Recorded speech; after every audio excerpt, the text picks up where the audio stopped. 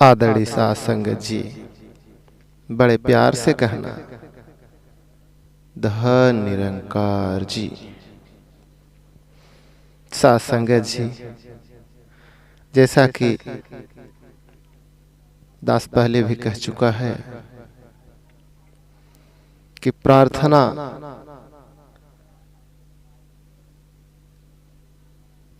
निर्बल को सर्वशक्तिमान से कुछ प्राप्त करने का एक आसान तरीका है। सर्वशक्तिमान से जुड़ने का सबसे सरल उपाय है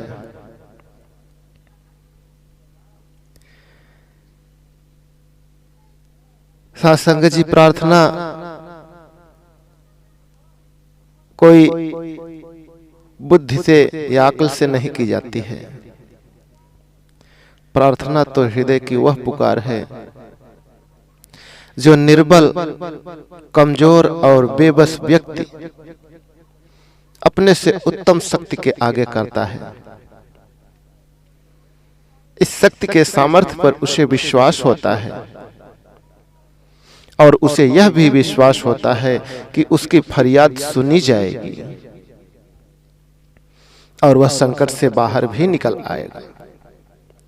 विवेकी पुरुष इस मानवीय जीवन के मूल लक्ष्य को पहचानते हुए आत्मिक आनंद लेने और आत्मिक आनंद में जीवन जीने के लिए अपने प्रभु के आगे प्रार्थना करते हैं, अरदास करते हैं। यूं तो प्रार्थना सुनने के अधिकारी केवल निरंकार और सतगुरु ही हैं, जो प्रार्थना सुनने और स्वीकार करने में समर्थ हैं। दयालु और कृपालु हैं, जो सभी दातों के स्वामी हैं और दात देने में कभी संकोच नहीं करते और जिनकी दया का सागर कभी सूखता नहीं है। परंतु इस महान सर्वोत्तम शक्ति की पहचान न होने के कारण मानव उन्हीं के आगे नतमस्तक हो जाता है जो उनके सम्मुख होता है। वह झुकता तो है परंतु केवल अपनी स्वार्थ पूर्ति के लिए।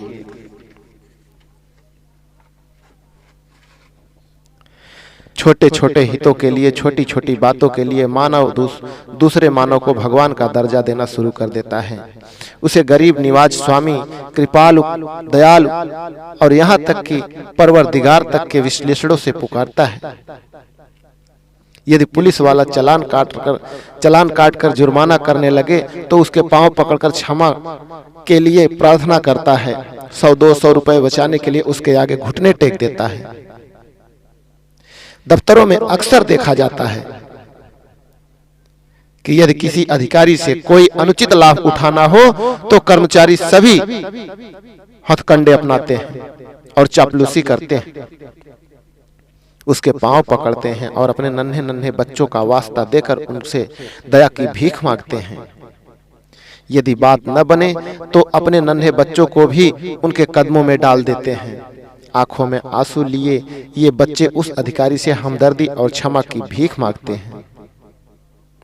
कहीं वह अधिकारी किसी दूर जगह पर तबादला कर न दे, यह गुप्त रिपोर्ट गलत न लिख दे या अन्य किसी ढंग से कोई नुकसान न कर दे, इस भय के कारण उस अधिकारी के सम्मुख बहुत ही नम्र भाव, मीठी भाषा, सेवा भाव और प्रेम का दिखावा करते हैं। किसी सांसारिक हित के लिए नतमस्तक होना, गिड़गिड़ाना, ऊंचे ऊंचे शब्दों का इस्तेमाल करना केवल बनावट और पाखंड ही हो सकता है। स्वार्थ सिद्धि के लिए तो कहते हैं कि लोग गधे को भी बाप बना लेते हैं। यही हाल ऐसे स्वार्थी लोगों की प्रार्थनाओं का होता है। मानव के आगे की गई प्रार्थना यदि कोई मानव थोड़ी बहुत पूरी करता है तो उसकी कीमत भी अवश्य मांगता है। यह मूल्य धन के रूप में हो, मेहनत के रूप में हो, किसी वासना की पूर्ति के रूप में हो या अन्य किसी रूप में, वह बदले में जरूर कुछ न कुछ लेता है। प्रार्थना सुनने वाला पहले देखता है कि यह कार्य करने में मेरा लाभ क्या होगा। यदि अपना हित कहीं नजर आता हो तब तो प्रार्थना स्वीकार कर लेता है, और यदि अपना हित कहीं नजर में नहीं आता है तो प्रार्थी को दुत्कार देता है। यही दुनिया का दस्तूर है। मानव से मांगने वाले बहुत ही संकीर्ण सोच के मालिक होते हैं। भूल जाते हैं कि मानव इतना सक्षम नहीं है कि वह किसी को कुछ दे सके। फिर मानव इतना विशाल कहां कि बिना अपने हित के किसी को कुछ दे पाए। यह गुण तो केवल ईश्वर एवं सतगुरु का है, जो बिना गुण अवगुण विचारे सबकी पुकार सुनते हैं, बिना कुछ लिए देते ही चले जाते हैं। एक व्यक्ति जिसका अपना सब कुछ इस प्रभु से लिया हुआ है, जिसकी ताकत इसकी कृपा के कारण, जिसका जीवन इसके एक इशारे पर निर्भर है, जिसका हर श्वास इसके हाथ में है, उसके आगे प्रार्थना करना अपने आप को छलावा देना है, धोखा देना है। भले ही अपना कार्य निकलवाने के लिए हम यह सारा प्रयास करें, परंतु इस तरह हम स्वयं से और अपने मालिक से दूर भाग रहे होते हैं। अपने दातार से सीधा मांगने के बजाय इसके बंदों से मांगकर अपने दातार पर अविश्वास ही प्रमाणित कर रहे होते हैं। साथ संगत जी, कुछ समय पहले यही बातचीत हमारे कुछ निकट संबंधियों से चल रही थी। उनमें से कुछ रिश्तेदार कहने लगे कि क्या अपना काम निकलवाने के लिए किसी विशेष पदाधिकारी के आगे झुकना और प्रार्थना करना गलत है? यह प्रार्थना कौन सी हृदय से हो रही होती है? तो कहना पड़ा उसकी उत्तर का बात देते हुए कि यहाँ हम सब एक बात भूल रहे हैं कि ऐसा करके हम अपने दातार पर अविश्वास प्रकट करते हैं। इस दातार की सर्वज्ञता पर प्रश्न चिन्ह लगा रहे होते हैं। हम भूल जाते हैं कि उस अमुक व्यक्ति के हृदय में भी उस कार्य के करने का ध्यान इस निरंकार अथवा सतगुरु ने ही पैदा करना है। यदि हमारा दातार चाहेगा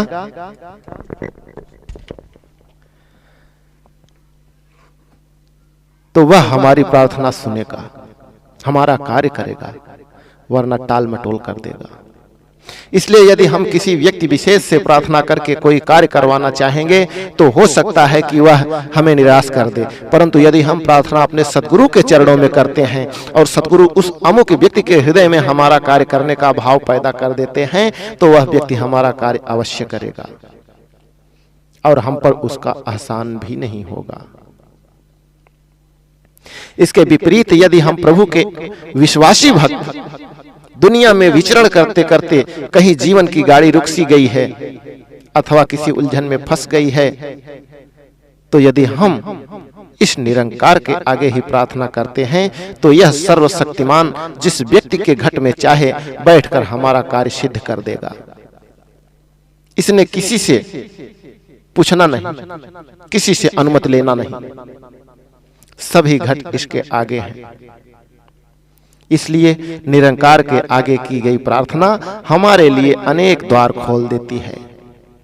पता नहीं यह स्वामी किस द्वार से हमारी सहायता के लिए पहुंच जाए। इसलिए ब्रह्मज्ञानी व्यक्ति प्रार्थना केवल अपने निरंकार अथवा सद्गुरु से ही करते हैं। इसका भाव यह नहीं समझ लेना चाहिए कि ब्रह्मज्ञानी हाथ पर हाथ रखकर बैठ जाता है। अब मैंने प्रार्थना कर दी है, मेरा प्रभु अपने आप कार्य करेगा, मैं तो सोने जा रहा हूं। ऐसा नहीं। ब्रह्मज्ञानी प्रयास निरंतर पूरी तन्मयता से करता है, परंतु आस्था अपने सद्गुरु पर ही रखता है। निराकार अति सूक्ष्म है, इसकी अनुभूति करके इसके आगे प्रार्थना कुछ विरले गुरु सिख ही करते हैं जो निराकार में साकार और साकार में निराकार को देखने योग्य होते हैं। क्योंकि सतगुरु दयालु होता है, इसलिए साधारण गुरु सिख सतगुरु के चरणों में प्रार्थना करके इसके करुणामय स्वभाव के कारण अपने संकट दूर करने, सुख वैभव पाने और आनंद जीवन जीने में सफल हो जाता है। साथ संगत जी, गुरु सिख सदैव यही प्रार्थना करता है कि हे दातार, आपके अनेक रूप हैं, आप सब कुछ करने योग्य हो। जो कार्य मेरे लिए असंभव है वही आपके लिए संभव है। हे दातार, मेरी पहुंच आप तक है और आपकी सारे ब्रह्मांड तक। मेरी लाज आप ही रखना और मुझे दर दर की ठोकरों से बचाए रखना। मेरे कदम वहीं ले जाना जहां आप स्वयं प्रकट होकर इस कार्य को करने वाले हो। साथ संगत जी, इस प्रकार एक गुरसिख प्रयास तो करता ही है, पर विश्वास अपने निरंकार सद्गुरु पर रखता है। इस संसार में बहुत से लोग अपने हाथों से बनाए इष्टों के आगे प्रार्थना करके भी हृदय का चैन और सुकून ढूंढते हैं। ये इष्ट इस परम सत्ता का प्रतिबिंब रूप समझे जाते हैं। समझने वाली बात तो केवल इतनी सी है कि यदि किसी वस्तु या मानव का अस्तित्व है तो उसका प्रतिबिंब किसी फोटो, बुत या प्रतिमा के रूप में लिया जा सकता है। यह फोटो भले ही उस वस्तु या मानव का है, पर मानव के खुद के अस्तित्व और फोटो में कितना अंतर है, यह हम सभी जानते हैं। साथ संगत जी, इसी प्रकार हम असली प्रमाण पत्र या किसी सरकारी कागज और उसकी फोटोकॉपी के अंतर को समझते हैं। चाहे हम कई जगह फोटोकॉपी से काम चला लेते हैं, पर फोटोकॉपी तभी तक संभव है यदि पहले मौलिक प्रमाण पत्र या सरकारी कागज उपलब्ध हैं। इस प्रकार इन इष्टों से जब हम प्रार्थना करते हैं, जो हमारे द्वारा बनाए गए इष्ट हैं, तो हमारी प्रार्थना पूरी तो निरंकार ही करता है, परंतु हमारे सम्मुख वह विशेष इष्ट होता है, इसलिए हमारी आस्था उसी पर टिक जाती है। इसका सीधा सा कारण यही है कि निराकार हमें दिखाई नहीं देता। जब तक इसकी पहचान हमें समय के सद्गुरु से हुई नहीं, तब तक हमारी आस्था इन्हें दृष्टमान, जो अपने हाथों से बनाए गए इष्टों पर ही बनी रहती है। साथ संगत जी, ब्रह्मज्ञानी संत इस निरंकार की अनुभूति करने के पश्चात इससे सीधा नाता जोड़ लेता है। इसका नाता जुड़ते ही यह मालिक स्वयं ही इसकी हर आवश्यकता का ध्यान रखता है। भक्त भी सदा यही प्रार्थना करता है कि यह नाता सदैव जुड़ा रहे। दुनिया की रंगीनियां कहीं उसे अपने प्रीतम से जुदा न कर दे। यदि इसे कुछ मांगना पड़े तो केवल अपने दातार से ही मांगता है, जो देने में कभी चूकता नहीं है, थकता नहीं है। लेने वाला चाहे थक जाए, हार जाए, लेकिन ये निरंकार दातार देने से थकता नहीं है। साथ संगत जी, इसलिए हमारी प्रार्थना के अधिकारी सिवाय निरंकार अथवा सद्गुरु और इनके संतों के कोई अन्य इष्ट या मानव नहीं है। हमारी प्रार्थना के अधिकारी सिवाय निरंकार के या सद्गुरु के और कोई नहीं है। जब हम किसी संत महापुरुष के आगे प्रार्थना करते हैं तो वह भी हमारी फरियाद सद्गुरु के सुपुर्द कर देते हैं। इस आस्था में भी प्रार्थना को सही रूप में निरंकार अथवा सद्गुरु से ही सुने जा रहे होते हैं। बेहतर यही होगा कि हम अपनी प्रार्थना सीधे निरंकार अथवा सद्गुरु से ही करें। बड़े प्यार से कहना, धन निरंकार।